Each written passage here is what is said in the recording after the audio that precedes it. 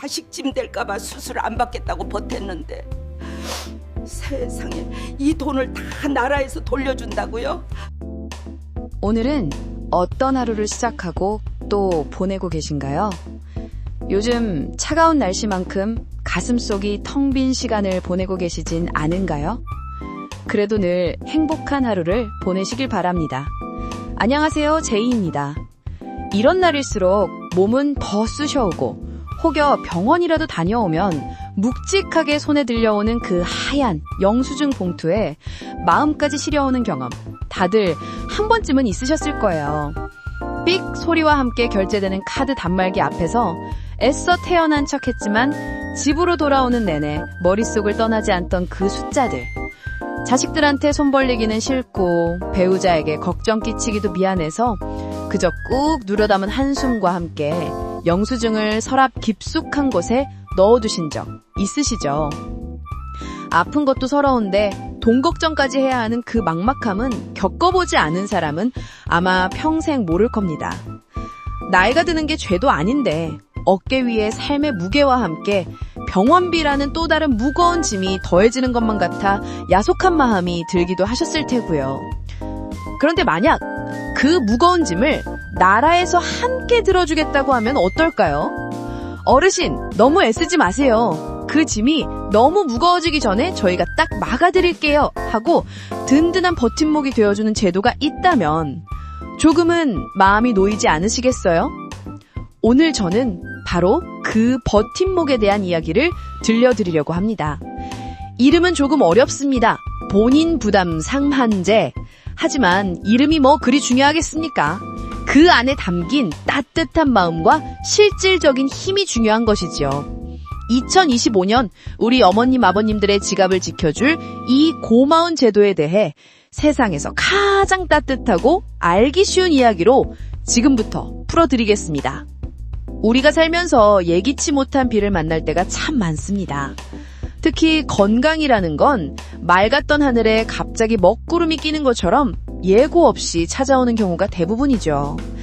가벼운 감기 몸살이야 며칠 앓고 나면 그만이지만 갑자기 큰 병이라도 진단받게 되면 눈앞이 캄캄해집니다. 당장 내 몸이 아픈 것도 고통스러운데 앞으로 들어가야 할 병원비를 생각하면 치료를 시작하기도 전에 마음부터 무너져 내리는 건 하죠. 이 치료를 계속 받을 수 있을까? 내가 우리 가족에게 짐이 되는 건 아닐까? 하는 생각들이 꼬리에 꼬리를 물고 밤잠을 설치리 합니다. 바로 이럴 때 나라에서 우리에게 커다란 우산을 하나 펼쳐주는 것이 바로 본인 부담금 상한제입니다. 비가 아무리 거세게 쏟아져도 이 우산 아래에서는 옷이 전부 젖을 걱정은 하지 않아도 되는 것과 같아요. 내가 1년 동안, 그러니까 매년 1월 1일부터 12월 31일까지 병원과 약국을 오가며 지불한 건강보험 적용 비용에 나라가 일종의 천장을 만들어 놓은 겁니다. 말 그대로 상한선, 더는 올라가지 못하게 막아주는 한계선인 셈이죠. 생각해보세요. 우리 집 천장이 없다면 어떨까요? 비바람과 눈보라, 뜨거운 햇볕을 그대로 다 맞아야겠죠. 마찬가지로 병원비에 이 천장이 없다면 우리는 그 비용을 끝없이 감당해야만 할 겁니다. 몇 백만 원이든 몇 천만 원이든 나오는 촉촉 모두 우리가 끌어안아야 할 빚이 되고 평생을 일궈온 삶의 기반을 송두리째 흔드는 재앙이 될 수도 있습니다. 하지만 이 본인 부담 상한제라는 든든한 천장이 있기에 우리는 안심할 수 있습니다. 내가 1년 동안 낸 병원비가 나라에서 정해준 이 천장을 톡 하고 건드리는 순간 그 이후부터 발생하는 초과 금액은 단 한 푼도 더 낼 필요가 없습니다. 아니, 이미 냈다고 하더라도 걱정하실 필요가 없어요. 나라에서 어르신 정해진 금액보다 더 많이 내셨네요. 여기 초과된 금액입니다. 하고는 나중에 전부 내 통장으로 고스란히 돌려주니까요. 마치 밑 빠진 독에 물을 붓는 것 같은 절망적인 상황에서 누군가 보이지 않는 손으로 그 구멍을 단단히 막아주는 것과 같습니다. 이 제도가 있기에 우리는 갑작스러운 불행 앞에서도 최소한의 존엄을 지키며 치료에 좀 있는 힘을 얻게 되는 겁니다. 그렇다면 가장 중요한 질문이 남았죠? 그래서 내가 감당해야 할 병원비의 천장은 대체 얼마라는 겁니까? 하고 말입니다. 이 질문에 대한 답은 모든 사람에게 똑같이 주어지지 않습니다. 왜냐하면 이 제도는 단순히 병원비를 막아주는 것을 넘어 우리 사회의 아픈 곳을 보듬는 더 깊은 배려를 담고 있기 때문입니다. 생각해보세요. 한 달에 수백만 원을 버는 사람에게 100만 원이라는 돈과 한 달에 수십만 원의 연금으로 생활하시는 어르신에게 100만 원이라는 돈의 무게는 전혀 다를 수밖에 없습니다. 똑같은 100만 원짜리 병원비 고지서가 누구에게는 잠시 스쳐가는 걱정거리일 수 있지만 다른 누구에게는 생계를 위협하는 거대한 절벽일 수 있기 때문입니다. 그래서 나라는 이 천장의 높이를 각자의 경제적 형편에 맞춰 다르게 설정했습니다. 바로 어르신께서 매달 내고 계시는 건강보험료를 기준으로 말이죠. 건강보험료는 소득과 재산에 따라 책정되니까 결국 소득이 적고 재산이 적을수록 더 낮은 천장을, 즉 더 낮은 상한액을 적용받게 되는 구조입니다. 더 어려운 사람에게는 더 빨리 국가의 보호가 닿을 수 있도록 문턱을 낮춰준 아주 현명하고 따뜻한 설계인 셈이죠. 자, 이제 2025년을 기준으로 우리 어머님, 아버님들께 적용될 그 구체적인 숫자를 말씀드리겠습니다. 표를 보면 조금 복잡해 보일 수 있지만 전혀 어렵지 않습니다. 제 이야기만 잘 따라오시면 됩니다. 나라에서는 국민의 소득 수준을 기준으로 건강보험료가 낮은 순서부터 1분위, 2분위 차례대로 줄을 세워서 가장 높은 10분위까지 총 10개의 구간으로 나눕니다. 그리고 각 구간마다 다른 병원비 천장을 정해두었습니다. 가장 먼저 소득 수준이 가장 낮은 쪽에 속하시는 1분위, 즉 하위 10%에 해당하시는 어르신들의 2025년 병원비 천장은 연간 89만 원입니다. 네, 바로 89만 원입니다. 이 숫자를 꼭 기억해 주십시오. 이 말은 즉 1년 동안 내가 여기저기 병원과 약국에 낸 건강보험 적용 병원비 총액이 89만 원을 넘어가는 순간 그 이후에 나오는 10원 한 장까지도 모두 나라에서 책임져 준다는 뜻입니다. 예를 들어 내가 1년 동안 낸 총 병원비가 200만 원이라고 가정해 볼까요? 그러면 200만 원에서 나의 천장인 89만 원을 뺀 나머지 111만 원은 다음 해에 고스란히 내 통장으로 돌아오게 되는 겁니다. 89만 원. 누군가에게는 외투 한 벌 값일 수도, 근사한 저녁 식사 몇 번의 값일 수도 있겠죠. 하지만 한 달 한 달 생활비를 쪼개고 아껴 쓰시는 우리 어머님, 아버님들께는 이 89만 원이라는 돈이 얼마나 크고 무거운 벽처럼 느껴지는지 저는 압니다. 한 달에 약 7만 4천 원 정도의 돈입니다. 허리디스크 때문에 정형외과에 다니고 혈압 때문에 내과에 다니고 가끔 이가 시려 치과라도 가게 되면 이 돈은 정말 눈 깜짝할 사이에 채워지고도 남을 수 있습니다. 하지만 바로 그 지점까지만 내가 책임을 지면 그 이후의 부담은 나라가 온전히 짊어지겠다고 약속하는 것입니다. 그 다음 중간층에 해당하는 2분위부터 5분위까지의 어르신들은 소득 수준에 따라 약 110만 원에서 170만 원 사이의 천장을 갖게 됩니다.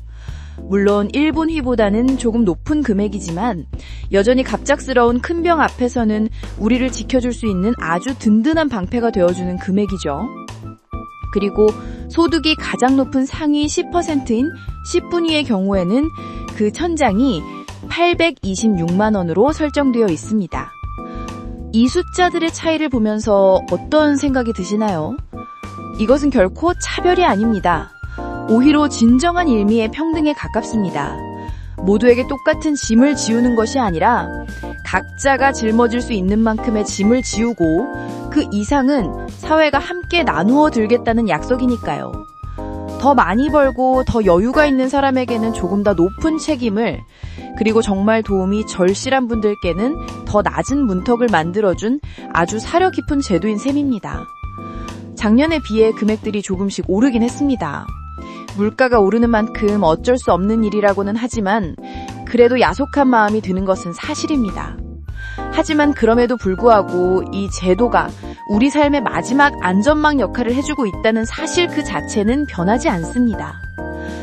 그렇다면 이 고마운 환급금, 어떻게 돌려받을 수 있을까요? 나라에서 알아서 챙겨준다는데 내가 무언가 복잡한 서류를 준비하고 이곳저곳 뛰어다녀야 하는 것은 아닐까 걱정부터 앞서실 수 있습니다. 하지만 전혀 그럴 필요가 없습니다. 돌려받는 방법은 아주 간단하게 두 가지로 나뉘는데 대부분의 어르신들은 가만히 기다리기만 하시면 됩니다. 첫 번째 방법은 주로 아주 큰 수술을 받거나 장기간 한 병원에 입원해서 고액의 치료를 받으시는 분들께 해당됩니다. 한 병원에서 발생한 병원비가 그 해의 최고 상한액, 그러니까 아까 말씀드린 소득 10분위의 천장인 826만 원을 넘어가게 되는 경우가 있습니다. 바로 그 순간 병원에서는 더 이상 환자에게 돈을 받지 않습니다. 병원 수납 직원이 환자분, 이제 본인 부담 상한액을 초과하셨기 때문에 더 이상 병원비를 내지 않으셔도 됩니다. 라고 알려줄 겁니다. 그 이후의 병원비는 병원이 알아서 국민건강보험공단에 직접 청구해서 받아갑니다. 환자 입장에서는 병원비가 어느 시점부터 영원이 되는 아주 고마운 방식이죠. 이것을 사전급여라고 부릅니다. 하지만 우리 대부분의 어르신들은 어떻습니까? 오늘은 허리가 아파서 동네 정형외과에 가고, 내일은 감기 기운이 있어서 이비인후과에 들르고, 정기적으로 혈압약을 타러 내과에도 가고 또 약국에도 들르시죠. 이렇게 여러 곳에 이용하시는 경우가 훨씬 더 많습니다.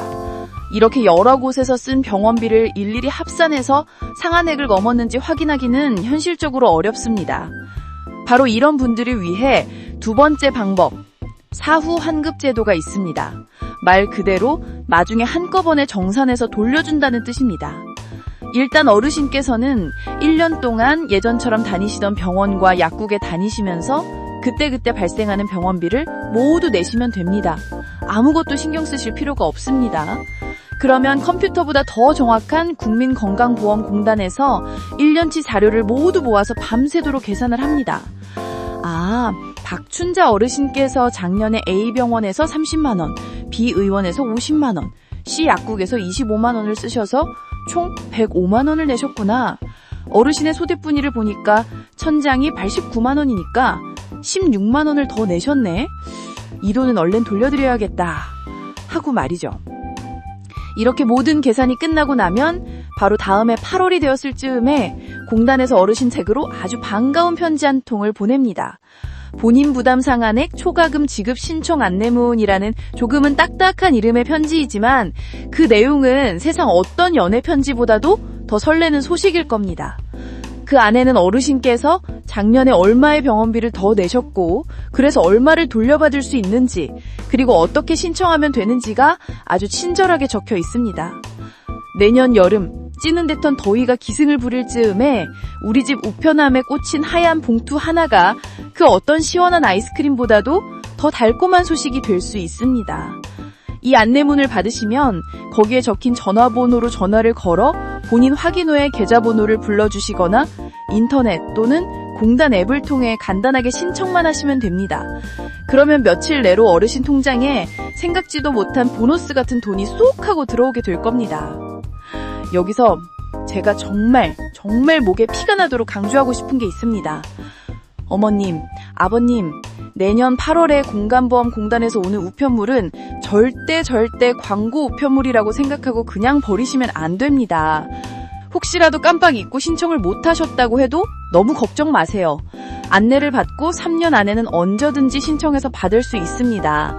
하지만 사람 일이란 게 또 잊어버리기 쉬우니 내년 달력 8월에 꼭 건강보험공단 우편물 확인하기라고 미리 동그라미를 쳐두시면 좋겠습니다. 그런데 말입니다. 여기서 우리가 꼭 짚고 넘어가야 할 아주 중요한 함정이 하나 있습니다. 많은 분들이 나는 작년에 병원비로 500만 원이나 썼는데 왜 한 푼도 못 돌려받았지? 나라에서 나만 쏙 빼놓은 거 아니야? 하고 오해하고 속상해하시는 지점입니다. 결론부터 말씀드리면 이 제도는 우리가 병원에서 쓰는 모든 돈을 다 계산에 포함시켜주지는 않습니다. 이 제도의 보호를 받을 수 있는 돈은 오직 건강보험이 적용되는 급여 항목의 병원비뿐입니다. 병원 영수증을 자세히 들여다보신 적 있으신가요? 거기에는 급여라는 항목과 비급여라는 항목이 나누어져 있습니다. 급여는 건강보험의 혜택을 받는 항목이고 비급여는 건강보험이 적용되지 않아 100% 환자 본인이 부담해야 하는 항목을 말합니다. 본인부담 상한제는 바로 이 급여 항목에 대해서만 계산을 하고 비급여 항목에서 쓴 돈은 아무리 많아도 계산에 포함시키지 않습니다. 예를 들어 어떤 것들이 비급여에 해당할까요? 대표적인 것이 바로 간병부입니다. 또 더 편안한 병실 생활을 위해 선택하는 1인실이나 2인실 같은 상급병 진료 차익도 비급여입니다. 허리가 아파서 받는 도수치료나 춘하요법, 그리고 일부 최신 기술이 적용된 고가의 MRI 검사 비용도 비급여인 경우가 많습니다. 어르신들이 많이 하시는 임플란트나 미용을 목적으로 하는 피부과 시술 같은 것들도 당연히 제외됩니다. 왜 이런 항목들은 제외되는 걸까요? 생각해보면 간단합니다. 이 제도의 가장 중요한 목표는 생명과 직결된 아픔을 치료하는 데 집중하는 것이기 때문입니다. 암수술, 심장수술, 희귀병 치료처럼 당장 치료받지 않으면 생명이 위태로워지는 필수적인 치료에 대한 부담을 덜어주는 것이 최우선 과제인 것이죠. 미용을 위한 성형이나 조금 더 편안한 병실 생활 같은 선택의 영역까지는 국가가 모두 책임지기 어려운 것입니다. 마치 나라에서 지원해주는 급식은 모든 아이들에게 영양가 있는 식사를 제공하는 것이 목표이지 아이스크림이나 초콜릿 같은 간식까지 모두 챙겨줄 수는 없는 것과 같은 이치입니다. 그래서 나는 1년에 병원비로 500만 원을 썼는데 왜 환급이 안 되지? 하고 의아해하셨던 분들은 아마도 그 500만 원 안에 비급여 항목의 비용이 많이 포함되어 있었을 가능성이 높습니다. 건강보험이 적용되는 급여 항목의 본인 부담금만 따져보니 실제로는 상한액을 넘지 않았던 것이죠. 이 점을 꼭 기억하셔서 나중에 서운해하시거나 오해하시는 일이 없으셨으면 좋겠습니다. 또한 개인적으로 실손의료보험에 가입하신 분들도 계실 텐데요. 만약 공단에서 본인 부담 상한제를 통해 환급금을 받으셨다면 그 금액은 실손보험에서 중복으로 지급되지 않는다는 점도 참고로 알아두시면 좋겠습니다. 제가 아는 어느 동네에 평생을 시장에서 옷장사를 하며 두 아들을 키워내신 박씨 할머니 한 분이 계셨습니다. 할아버지 먼저 하늘로 보내고 이제 좀 쉬시나 했더니 덜컥 폐암 진단을 받으신 겁니다. 눈앞이 캄캄했죠. 당장 수술을 해야 한다는데 수술비며 항암 치료비며 앞으로 들어갈 돈을 생각하니 아들들에게 짐이 될까봐 차마 치료를 시작할 용기가 나지 않으셨답니다. 평생 남에게 아쉬운 소리 안 하고 꼿꼿하게 살아오신 분인데 자식들 결혼시키고 남은 쌈짓돈마저 병원비로 다 털어놓고 싶지는 않으셨던 겁니다. 그렇게 몇 날 며칠을 홀로 끙끙 앓던 할머니께 병원 사회복지사 한 분이 찾아와 이 본인 부담 상한제에 대해 차근차근 설명을 해드렸다고 합니다. 할머니의 소득 수준을 보니 연간 상한액이 가장 낮은 구간에 해당되어서 앞으로 나올 병원비가 아무리 수천만 원이라고 해도 할머니께서 실제로 부담하실 돈은 100만 원이 채 되지 않을 거라고요. 그 말을 들은 할머니는 한참을 아무 말 없이 사회복지사의 손만 꼭 잡고 눈물만 흘리셨다고 합니다. 그 눈물은 아파서 흘리는 서러움의 눈물이 아니라 아, 이제 살 수 있겠구나. 내 자식들에게 짐이 되지 않고도 치료를 받을 수 있겠구나 하는 안도와 감사의 눈물이었습니다. 이 제도는 단순히 할머니의 병원비를 줄여준 것이 아니었습니다. 한 인간으로서의 존엄을 지켜주고 어머니로서의 마지막 자존심을 지켜주었던 겁니다. 지금 할머니는 건강하게 치료를 마치고 다시 시장에 나가 동료 상인들과 웃음꽃을 피우고 계십니다. 이 이야기는 결코 특별한 누군가의 이야기가 아닙니다. 바로 오늘 이 영상을 보고 계신 우리 어머님, 아버님, 그리고 언젠가 나이가 들어 아플 수 있는 우리 모두의 이야기가 될 수 있습니다. 아는 것이 힘이라는 말이 있습니다. 이 제도를 잘 알고 있는 것만으로도 우리는 예기치 못한 질병의 고통 앞에서 조금 더 당당해질 수 있고 절망의 순간에 희망의 끈을 놓지 않을 수 있습니다. 자, 오늘 긴 이야기의 마침표를 찍으며 이것만은 꼭 기억해 주셨으면 하는 3가지를 다시 한번 정리해 드릴게요. 첫째, 대한민국에는 우리의 병원비의 천장을 만들어주는 고마운 제도가 있다는 사실. 둘째, 그 천장은 나의 소득 수준에 따라 다르며 2025년 기준으로 가장 낮은 천장은 89만 원부터 시작한다는 사실. 셋째, 모든 병원비가 아닌 급여 항목만 해당된다는 점을 주의하고 무엇보다 내년 8월에 날아올 건강보험공단의 우편물을 보물처럼 확인해야 한다는 사실. 이것은 시혜나 동정이 아닙니다. 평생을 이 땅에서 성실히 땀 흘려 일하고 꼬박꼬박 세금을 내며 살아오신 당신이 마땅히 누려야 할 권리입니다. 당신이 아플 때 최소한 돈 때문에 치료를 포기하는 일은 없도록 우리가 지켜주겠습니다. 라는 이 사회의 따뜻한 약속입니다. 부디 이 똑똑하고 착한 제도를 잘 기억해 두셨다가 혹시 모를 힘든 순간이 닥쳤을 때 병원비 걱정은 조금이나마 덜고 오직 치료와 회복에만 전념하시기를 진심으로 바랍니다. 그리고 주변에 아직 이 제도를 잘 모르는 친구분들이나 이웃이 있다면 오늘 들으신 이 이야기를 꼭 나눠주십시오. 좋은 정보는 나눌수록 더 큰 힘이 되니까요. 구독과 좋아요, 알림 설정 부탁드려요. 오늘도 행복한 하루 되세요.